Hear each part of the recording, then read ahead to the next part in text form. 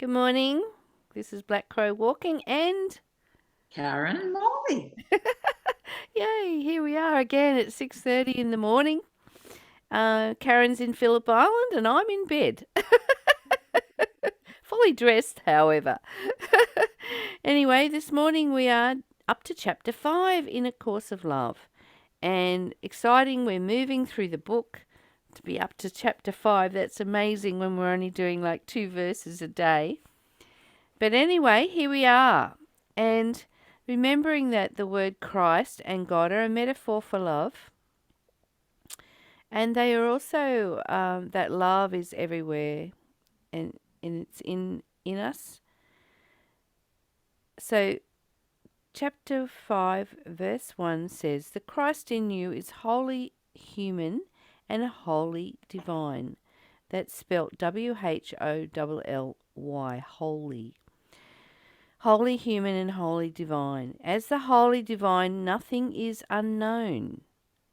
As the wholly human, everything has been forgotten. Thus we begin to relearn the known as the one who already possesses all. It is this joining of the human and divine that ushers in love's presence.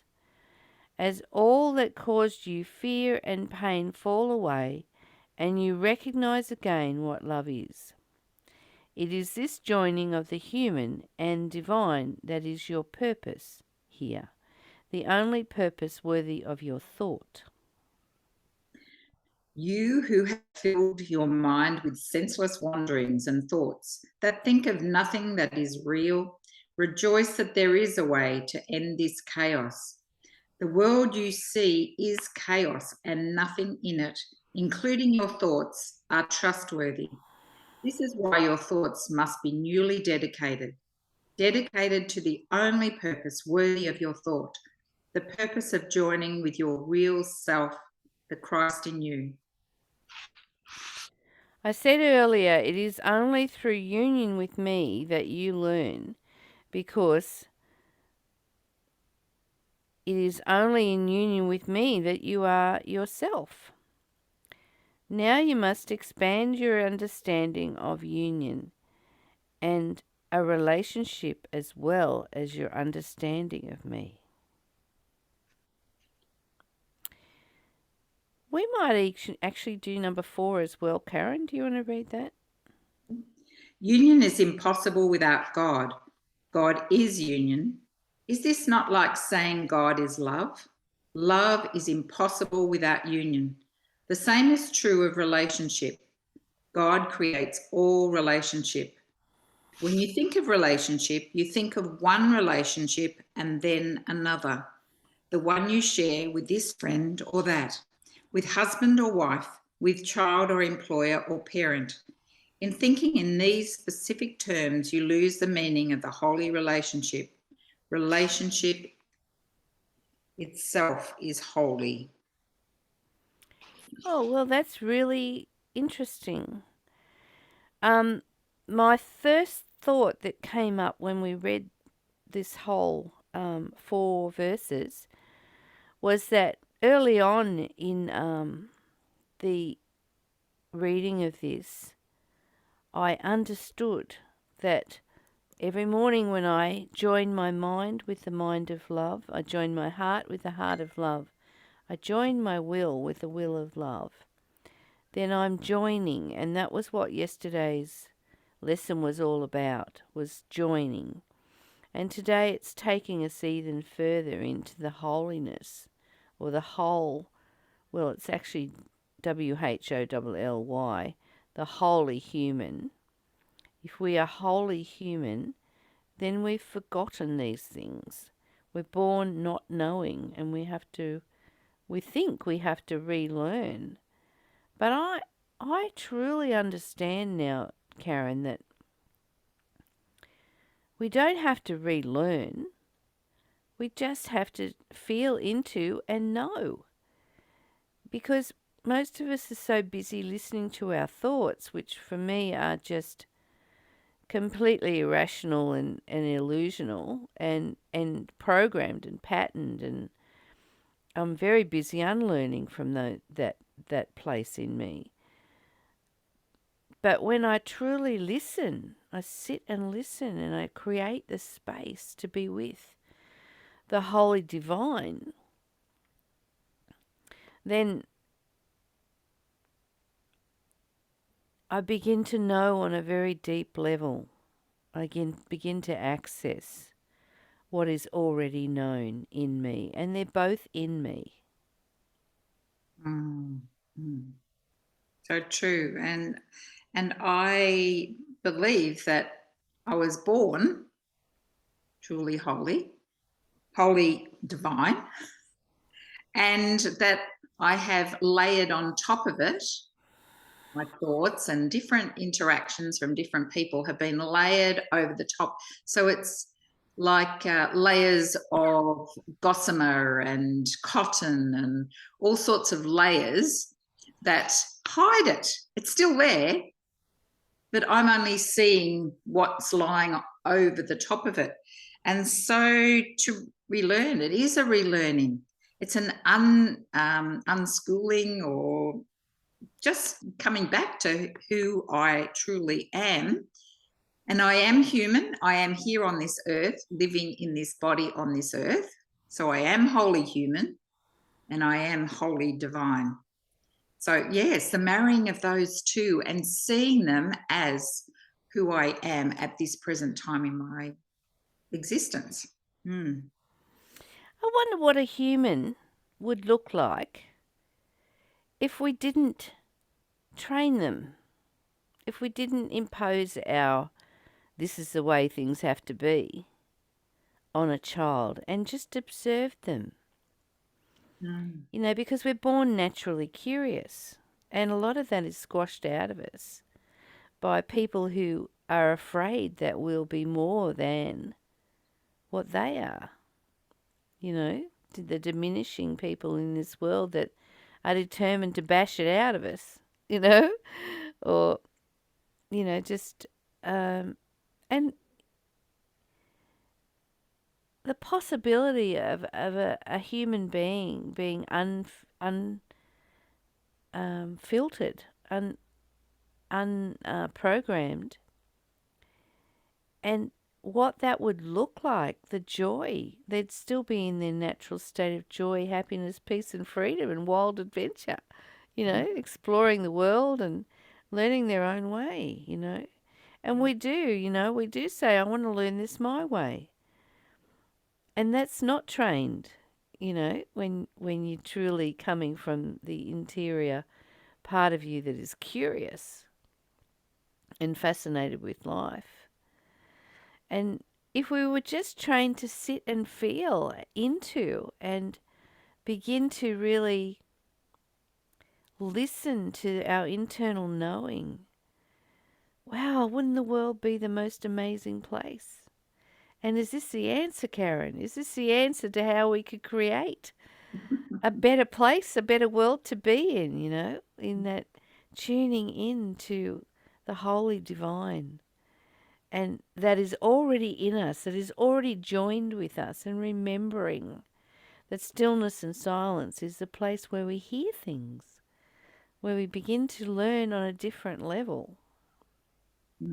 So true. And I believe that Jesus was that person. That person who came and who was not fettered by the human, by constraints. He was coming from that heart space, and his was filled with love.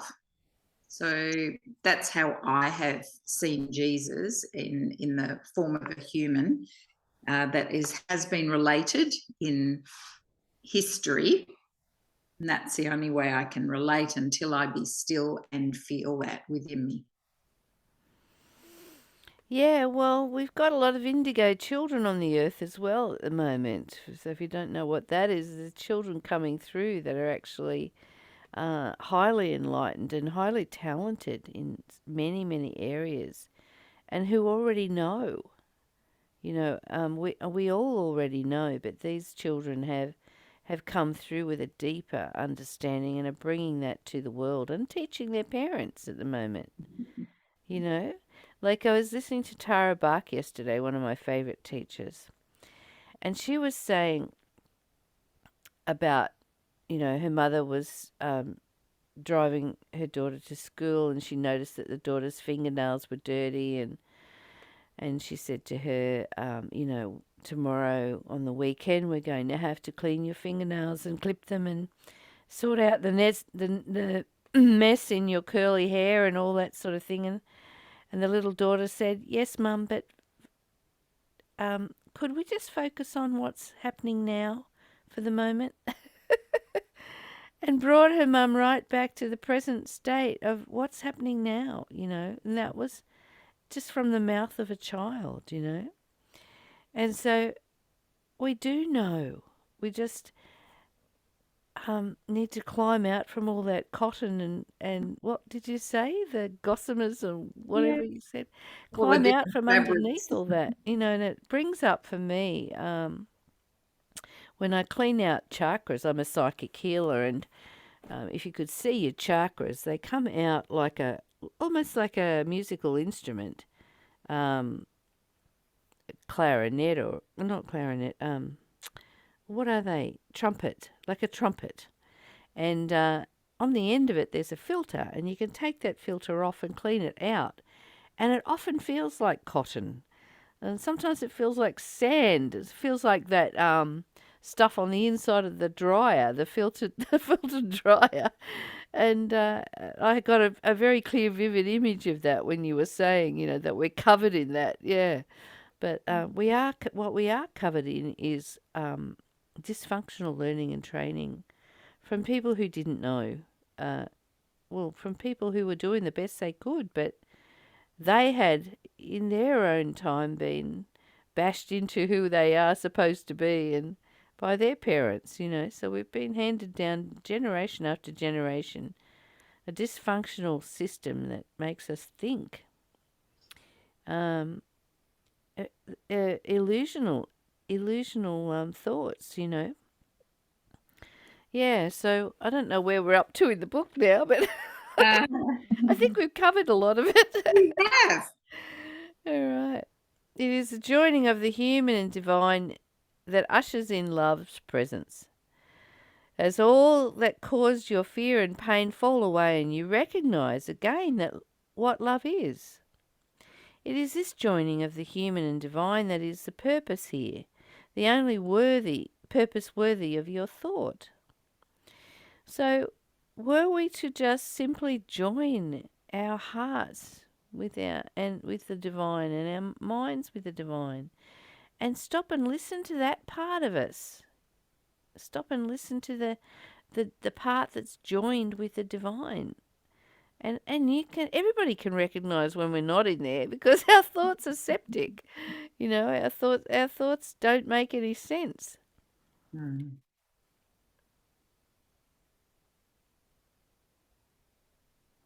I think it's what also surfaces for me is when those thoughts of fear or energies of fear come, there's an immediate alert to say stop it and come back to that quiet place where I can just be still and I can listen and I can put aside all of those thoughts that are causing that fear within me and come back to a space where I actually can tune in to what is love instead. So for me, the first place is going, stop it. I'm not going there. I am going back to stillness and peace and calm and listen and feel that. Yeah, and eventually those thoughts they can become just background noise.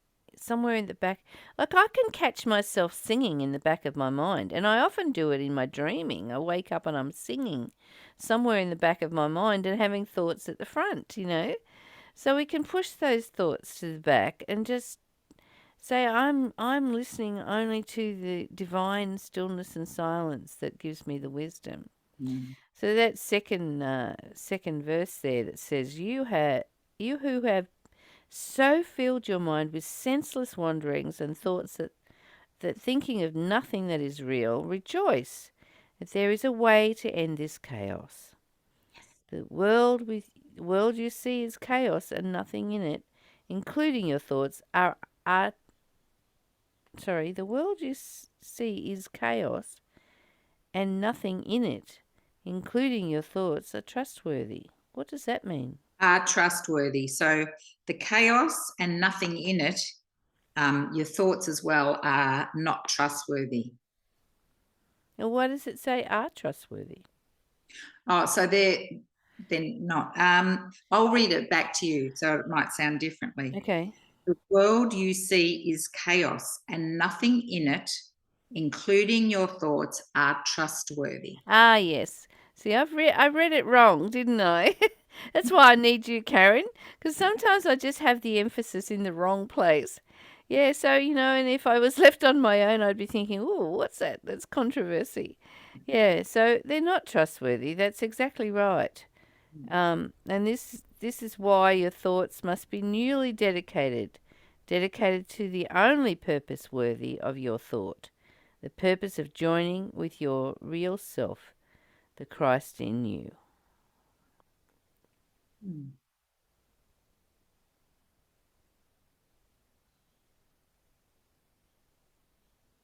You want to read the next bit? Yep.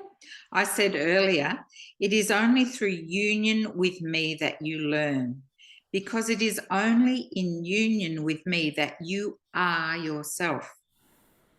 Now we must expand your understanding of union and of relationship, as well as your understanding of me. I think what comes up for me is the spending more time in that still space, listening and getting a greater understanding that way. So being open to that receiving and understanding of what really truly is always there anyway. Hmm. Hmm. And coming out from under that illusion and seeing what love looks like from a point of view of the holy divine, from a point of view of joining in union with love.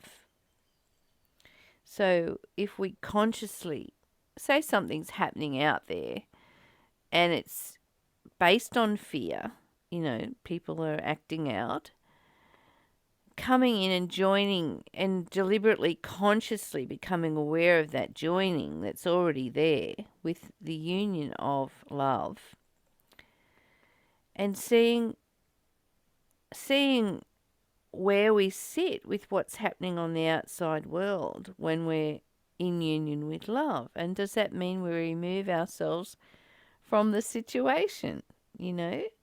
And is that wrong? Or is it better that we stay and try and be in love in the situation? And Mm. and for me, Karen, I have just really got it now that we're studying this book, that divine love is self-love. It's self-care, self-nurturing, self-comfort.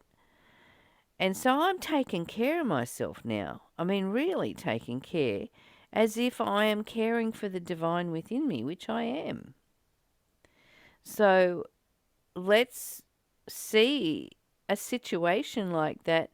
My self-care, my self-love, my divine love says, get yourself out of there. You don't need that in your head. You don't need that in your body because it's affecting your body and your vibrational frequency. And so just get yourself out of there. And that's self-care and that's divine love. Because I don't need to be involved in someone else's story that's creating chaos. What surfaces in that chapter is, instead of trying to see love out there, the thought of trying, that when I'm truly joined, and I can't say I'm in that place as yet, when I'm truly joined with love within me and who I am and in that union, that there will be no effort. No matter what is going on around me, there'll be something different about how I relate, how I see, how I hear, how I respond. It'll be coming from a totally different place that I want to become more familiar with, that it just comes out naturally. It's not that I'm trying to think it out and what should I be doing in this situation. For me, it is a place of once when I see that joining and as I allow that joining to take place, it doesn't matter what's going on outside of me. I will come from a totally different place as a human being responding and being present. Mm, And that's mm. pretty exciting. It is That's exciting when you know that exciting. you're joined with the divine. It's Yeah. very exciting. Yeah. And we did read number 4, didn't we? Yes. Union is impossible without God. God is union. It is not like saying God is love. Love is impossible without union. Oh, wait a minute. Is this not like saying God is love? Love is impossible without union. The same is true of a relationship. God creates all relationships. Love creates all relationships. When you think of relationship, you think of one relationship and then another. The one you share with this friend or that with husband or wife, with child or employer and parent. In thinking in these specific terms, you lose the meaning of the holy relationship. Relationship itself is holy. Mm. I You want see that those relationships that are spoken of here are selective relationships in human terms. So, for me to come from being in union with God, that is love, that I am love, that I'm in relationship with everybody, hmm, everything. And there is no difference. There hmm, is no difference. It's not selective. Uh, yes. And once I can see that, then I operate so differently to those who are close to me as well. Because everyone I see with the same lens, with the same heart, with the same love. hmm. Yeah, and it's not even a reaching out, it's just like it's a reaching in, isn't it? It's a reaching into that relationship with and union with love, and then it just beams out to everybody, you know? It's like you don't have to think about how do I love this person. It's just that you are love, you know, that you are that, and they are that, and seeing that within them. Mm. Mm. Mm. Alrighty. Well, let's take our holy selves and union with the holy divine today and see what happens. Mm. Yeah, I hope you enjoy your day. I will, and I'll keep looking out at and I have been when I remember, come back to remember. It is see the love within that is within all. Mm. Yeah. So, the big wide world out there, I hope you enjoy your day in union with love. And I love you, and I'm sure Karen loves you as well. Yes, yes, yes. Until we meet again tomorrow. Bye for now. Right.